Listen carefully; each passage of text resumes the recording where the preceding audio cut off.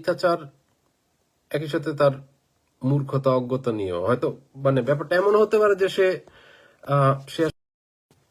আসলে সে জানে ব্যাপারগুলো, কিন্তু সে মিথ্যা প্রপাগান্ডা ছড়াইছে, অথবা ব্যাপারটা স্রেফ তার মূর্খামিও হইতে পারে, যেটাই হোক আমি শিওর না। হ্যাঁ, যাই হোক, কিন্তু সে মিথ্যা কথা বলছে। প্রথম কথা হচ্ছে ৭২-এর সংবিধানে ফ্যাসিজম আছে, এটা নিয়ে অনেক কথা হইতেছে, তাই না? এখন ৭২-এর সংবিধানে ঠিক কি কি ফ্যাসিজম আছে এগুলো নিয়ে তার মানে কয়টা জিনিস পয়েন্ট আউট করছে। আর আরেকটা ব্যাপার হচ্ছে পৃথিবীর কোন সংবিধানটা পারফেক্ট। পৃথিবীতে কোনো কিছুই পারফেক্ট না। ইনফ্যাক্ট যেগুলারে মানুষ ঐশ্বরিক বলে ধরে নেয় ওগুলা কি পারফেক্ট? ওগুলা পারফেক্ট না বললেই তো হচ্ছে সময়ের সাথে সাথে সবকিছু বদলাইতে হয়। যেমন ধর্মগুলা রিফর্ম হয়েছে, হিন্দু ধর্মের অনেক কিছু বাদ গেছে, যেমন হচ্ছে বিধবা বিবাহ প্রচলন হয়েছে, তারপর হচ্ছে সহমরণ প্রথা বাতিল গেছে, খ্রিস্টানরাও হচ্ছে ওল্ড টেস্টামেন্ট বা পুরানো মানে ওল্ড টেস্টামেন্ট রেখে নিউ টেস্টামেন্টের দিকে গেছে, তারপরে ইসলামতে ইজমা কিয়াসের ব্যবস্থা আছে, তাই না? মানে এর কারণ কি? কারণ হচ্ছে যে কোনো কিছুই পারফেক্ট না, সময়ের সাথে সাথে সবকিছুতেই কোনো না কোনো ফারাক থাকে, মানে কিছু জিনিস গ্যাপ থাকে, এটা খুব স্বাভাবিক। এবং সংবিধান তো সংবিধানের ক্ষেত্রে সেটাই একই ব্যাপার। আমাদের ৭২-এর যে সংবিধানটা, এটা সেই সময়ের জন্য, শুধু সেই সময় না, এই সময় পৃথিবীর সবচেয়ে আধুনিকতম সংবিধানগুলোর একটা। আমাদের সংবিধানে অনেক ভালো ভালো কথা আছে, আপনার ইকুয়ালিটির কথা আছে, ডেমোক্রেসির কথা আছে, ইভেন আপনি যদি একেবারে এটা কি বলে একটা সারমর্মটা নেন, এটা আমাদের সংবিধানটা এমন ভাবে প্রণয়ন করে, এটা বেসিক্যালি হচ্ছে স্পেশালি মূলনীতিগুলো যদি আপনি দেখেন, এটা বেসিক্যালি সোশ্যাল ডেমোক্রেসি। ইউরোপিয়ানরা হচ্ছে সোশ্যাল ডেমোক্রেসি চালু করছে কিন্তু শুক্রে ৮ দিন হয়েছে, কিন্তু আমাদের রাষ্ট্রের জন্মের পরেই আমাদের যে হচ্ছে সংবিধানের যে মূলনীতিগুলো, এগুলো হচ্ছে এটাই ডিনোট করে যে আমাদের সংবিধানের যে পথটা সোশ্যাল ডেমোক্রেসির দিকে গেছে। এখন এই সোশ্যাল ডেমোক্রেটিক দেশগুলোতে আসার জন্যই কিন্তু হচ্ছে আমাদের দেশের মানুষ বা পৃথিবীর নানা দেশের মানুষ হচ্ছে এই মরুভূমি পাড়ি দিয়ে, ভূমধ্যসাগর পাড়ি দিয়ে আসে। এখন ধরেন অনেক সুন্দর সুন্দর কথা আছে, কিন্তু এর বাস্তবে এর প্রয়োগ নাই। এই ব্যর্থতা কি সংবিধানের? এই ব্যর্থতা হচ্ছে সংবিধান হচ্ছে যারা বাস্তব জীবনে প্রয়োগ করবে, সমাজে রাষ্ট্রে প্রয়োগ করবে, এটা তাদের ব্যর্থতা, তাই না? আর তারা এখন সংবিধানে কিছু দুর্বলতা আছে, ওগুলো সংস্কার হওয়া উচিত, এটা আমিও মনে করি। কিন্তু এরা যেভাবে হচ্ছে ৭২-এর সংবিধান পুরোটা বাদ দিতে চায়, এটা ইন্ডিকেট করে যে এরা হচ্ছে আমাদের মুক্তিযুদ্ধের যে মূলনীতিগুলো, আমাদের সংবিধানের যে মূলনীতিগুলো মুক্তিযুদ্ধের মাধ্যমে প্রতিষ্ঠা হয়েছে, তারা ওগুলো বাদ দিতে চায়। পৃথিবীর সব দেশে প্রায় সবসময় সংবিধানে কাটা ছেড়া হয়, এটা একটা জিনিস নতুন আসে, একটা জিনিস বাতিল হয়, কিন্তু মূলনীতিগুলা একেবারে ৯৯.৯৯ ক্ষেত্রেই এক থাকে। আপনি কি পারবেন আমেরিকার ফার্স্ট অ্যামেন্ডমেন্ট বাতিল করতে? পারবেন না। আমেরিকার সংবিধানে অনেক কিছু সংযোজন বিয়োজন গত ২০০-২৫০ বছরও হয়েছে, কিন্তু আপনি কিন্তু হচ্ছে ফার্স্ট অ্যামেন্ডমেন্টের মতো ব্যাপারগুলো বাদ দিতে পারবেন না। ইনফ্যাক্ট আমেরিকাতে যদি আপনি এই কথা বলেন যে ফার্স্ট অ্যামেন্ডমেন্ট বাদ দিতে হবে, আপনার দিকে মানুষ আপনার কি পাগল ঠাড়াবে না ছাগল ঠাড়াবে আমি জানি না। আর সে হচ্ছে বঙ্গবন্ধুকে হচ্ছে দুর্ভিক্ষের জন্য দায়ী করছে। সেখানে হচ্ছে তার সে কি এটা প্রোপাগান্ডা নাকি মূর্খ আমি শিওর না, কারণ হচ্ছে সে তো চোথা মুখস্থ করে হচ্ছে মানে বিশ্ব ইউনিভার্সিটি থেকে সার্টিফিকেট নেওয়া লোক, এটা তো আমরা জানি টুকটাক সবাই। এখন অমর্ত্য সেন কিন্তু হচ্ছে দুর্ভিক্ষ নিয়ে গবেষণা করে হচ্ছে নোবেল পুরস্কার পেয়েছে, মানে এটা একটা মানে ইন্টিগ্রাল পার্ট ছিল এখানে। তো এখানে কিন্তু ডিস্ট্রিবিউশন একটা ফ্যাক্টর। এখন ডিস্ট্রিবিউশনে মানে ধরেন আপনার দেশে হচ্ছে আপনি দুর্ভিক্ষ কেন হয়? দুর্ভিক্ষ হয় খাবারের স্বল্পতার কারণে হয়তো, তাই না? এখন এই খাবারের স্বল্পতা কিন্তু নানা কারণে হইতে পারে। আপনার খাবার উৎপাদন কম হইতে পারে, আপনার ডিস্ট্রিবিউশনের অভাব হইতে পারে, প্রপার ডিস্ট্রিবিউশনের অভাব হইতে পারে, অনেকগুলো কারণে এখানে থাকতে পারে। এখন কথা হচ্ছে যে বাংলাদেশে দুর্ভিক্ষ কেন হয়েছিল স্বাধীনতার পরে? আপনার বাংলাদেশের তখন রিজার্ভে তখন হচ্ছে $100 ছিল না। এইবার শেখ হাসিনা যখন ক্ষমতা চলল, ওয়ার্ল্ড ব্যাংকের স্ট্যান্ডার্ড অনুসারে $22 থেকে $23 বিলিয়ন রিজার্ভ ছিল। শেখ হাসিনা এটা রাইখে গেছে। তো $22-23 বিলিয়ন রিজার্ভ রেখে তোমরা মূল্যস্ফীতি সামলাইতে পারতেছো না, আর $100 নিচে একটা দেশের রিজার্ভ, তারা হচ্ছে কিভাবে দুর্ভিক্ষ সামলাবে? First point. সেকেন্ড পয়েন্ট হচ্ছে, আমি ধরে নিলাম যে ওইখানে পর্যাপ্ত খাবার ছিল, এখন এই খাবার তো ডিস্ট্রিবিউট করতে হবে। এই খাবার তো হচ্ছে আপনার এক জেলা থেকে আরেক জায়গায় যাইতে হবে। যুদ্ধের সময় হচ্ছে সবগুলো ব্রিজ কালভার্ট ধ্বংস হয়েছে, 99 অধিকাংশ ব্রিজ কালভার্ট ধ্বংস করা হয়েছে, যেহেতু হচ্ছে মানে সব প্রতিপক্ষের লজিস্টিক্স ব্যাহত করার জন্য বা সাপ্লাই চেনে সমস্যা তৈরি করার জন্য। এখন আপনার ব্রিজ নাই, কালভার্ট নাই, আপনি হচ্ছে এই খাবারগুলো কিভাবে প্রপারলি ডিস্ট্রিবিউট করবেন? কোনো উপায় আছে? আমি সাউথ সুদানের কথা বলি আপনাদেরকে। সাউথ সুদানে হচ্ছে ওদের সোসাইটি, মানে আমাদের 1970-এর দশকে আমাদের দেশের, মানে আমরা তো কৃষি নির্ভর দেশ ছিলাম, তাই না? তো সাউথ সুদান এখন পর্যন্ত কিন্তু সাফার করতেছে।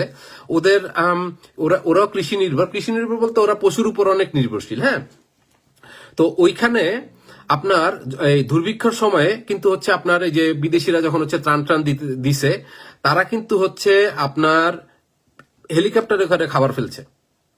এর কারণ কি? এবং ওই আপনি যদি গুগল স্কলারে যান, আপনি অসংখ্য রিসার্চ জার্নাল পাবেন যেখানে হচ্ছে এই যে এই সাউথ সুদান বা এই দুর্ভিক্ষ প্রবণ দেশগুলাতে যে হচ্ছে খাবার দেওয়া হয়েছে, মানে ওইখানে বলা আছে যে দুর্ভিক্ষ হওয়ার একটা কারণ, অনেকগুলো কারণ, একটা বা অনেকগুলো কারণের মধ্যে একটা বড় কারণ হচ্ছে আপনার কোনো ইয়ে নাই, যাতায়াত ব্যবস্থা নেই, মানে ইনফ্রাস্ট্রাকচার নাই, রাস্তা নাই, ব্রিজ নাই, আপনার হচ্ছে মানে রাজধানী থেকে যে হচ্ছে যে প্রত্যন্ত অঞ্চলগুলোতে যাবে এর কোনো ব্যবস্থাই নেই।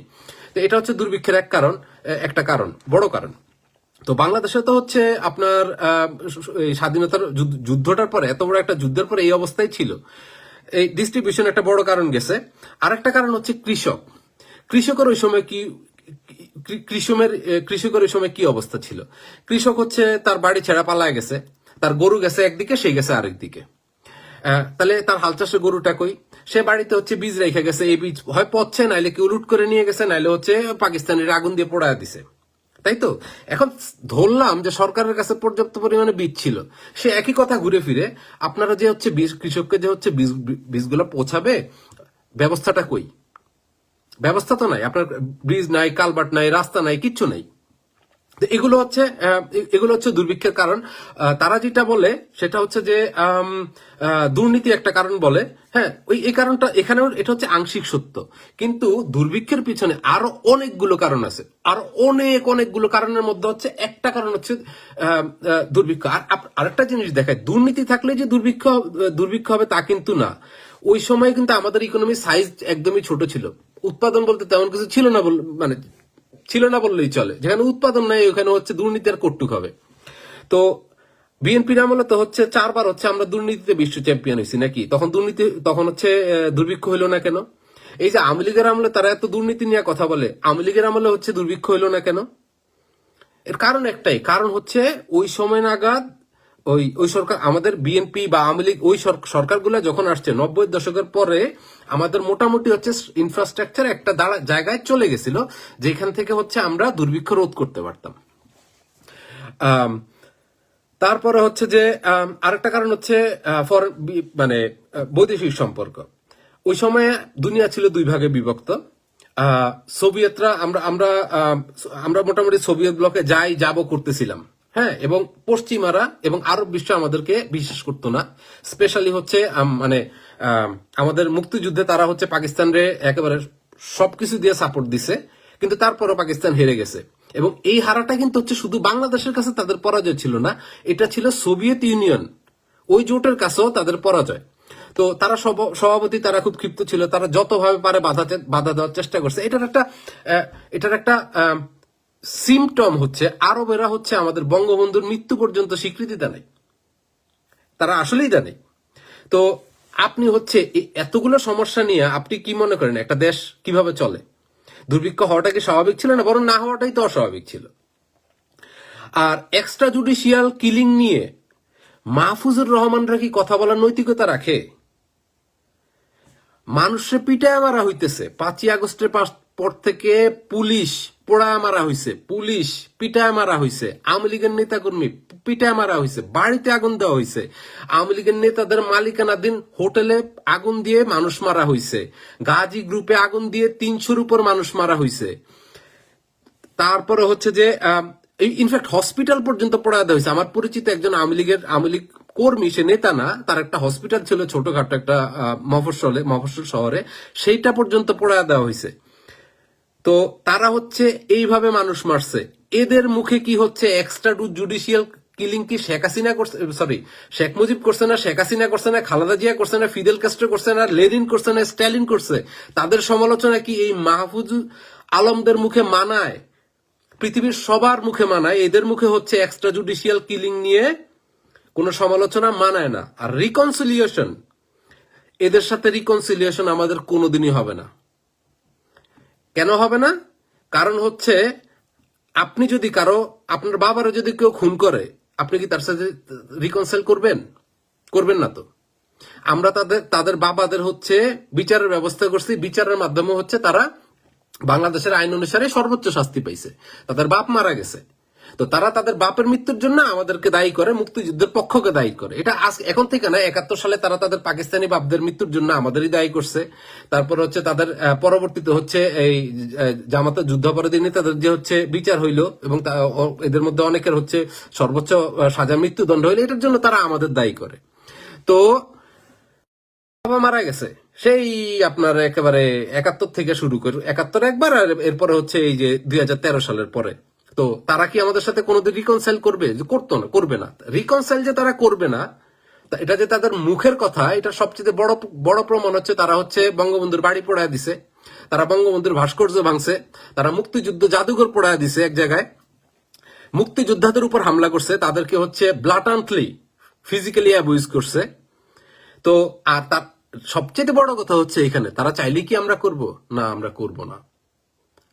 আমরা বাংলাদেশের বিরোধিতা যারা করছে, তারা মানে হাস্যকর হইলেও সত্যি, যারা যতই হচ্ছে মাথায় বাংলাদেশের পতাকা লাগাক, আমরা তাদের সাথে রিকনসাইল করব না। We don't give a fuck about it. Thank you everybody, good night.